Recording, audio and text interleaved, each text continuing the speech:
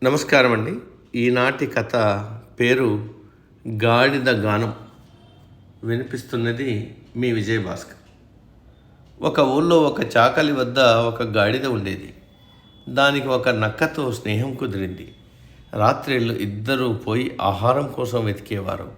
ఒకరోజు చక్కని దోస పాదులతో నిండిన తోటకి వెళ్ళి పెద్ద పెద్ద దోసకాయలను కడుపు నిండా తిని, పౌర్ణమి కనుక చల్లని వెన్నెల, చల్లని గాలి హాయిగా వీస్తూ ఉండగా గాడిద నక్కతో, మిత్రమా, నాకెంత సంతోషంగా ఉందో తెలుసా, నాకు ఒక తీయని పాట పాడాలనుంది అంది.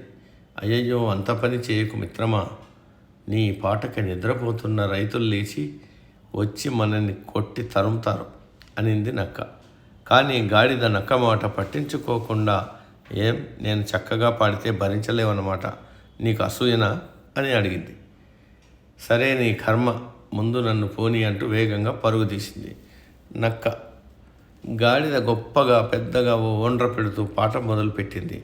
నక్క చెప్పినట్టే రైతులు లేచి వచ్చి దుడ్డుకర్రతో గాడిదని చావబాదారు. ఆ దెబ్బల బాధ భరించలేక గాడిద పరుగు తీసింది.